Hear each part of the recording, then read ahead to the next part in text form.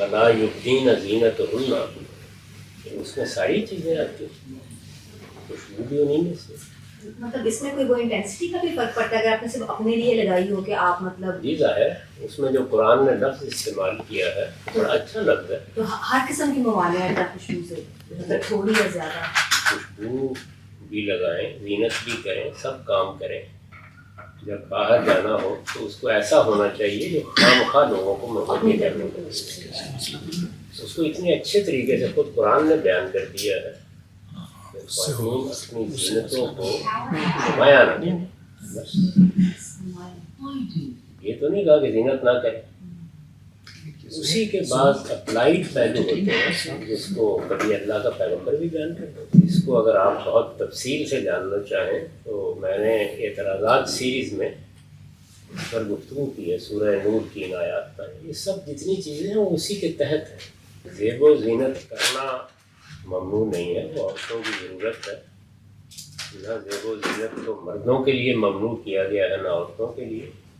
اس کی خواہی نہ خواہی نمائش سے منع کیا گیا، خاص طور پر جب باہر جانا ہو یا غیر مردوں سے ملنا ہو وہاں احتیاط کرنی چاہیے، اس سے زیادہ کچھ نہیں. لیکن یہ تو پھر جب آپ جب آج کل کا جیسا معاشرہ ہے تو جب آپ باہر جاتے ہیں تو ہر قسم کے آدمی سے ملتے ہیں آپ، جو آپ کے واقف بھی ہیں، نہیں بھی واقف ہیں. اسی لیے کہا ہاؤ کین یو مطلب اس کو اپلائی کیسے کریں گے آپ؟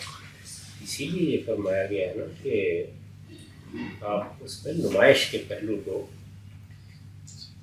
احتیاط کے ساتھ موجود رکھیں. اسی لیے کہا باہر بھی جانا ہے، گھر میں بھی آنا ہے لوگوں کو.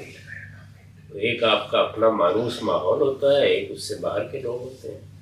جب بھی غیر لوگوں سے ملنا ہو تو اس میں عورتوں کو ایک ہی بات کہی گئی ہے، ولا یبدین زینتہن، وہ اپنی زینتوں کا خواہ اظہار نہ کریں.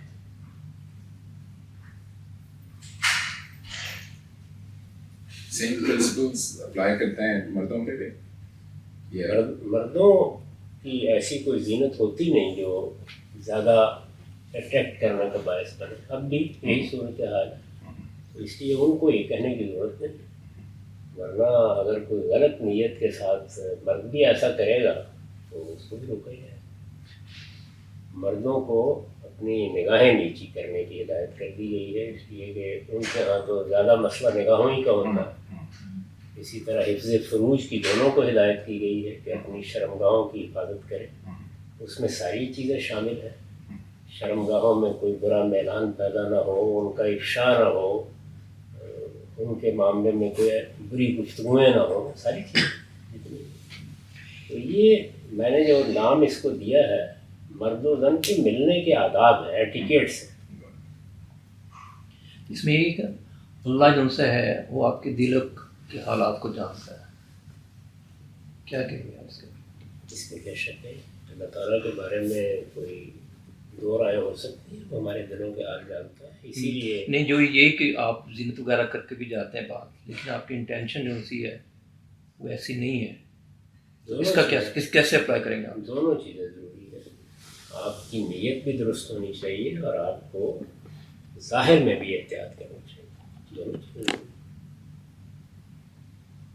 نیت بھی اللہ کی یاد کی ہونی چاہیے، اور اللہ نے اگر اس کے لیے نماز پڑھنے کو کہا ہے تو پھر اس طریقے کو بھی اختیار کرنا چاہیے. دونوں چیزیں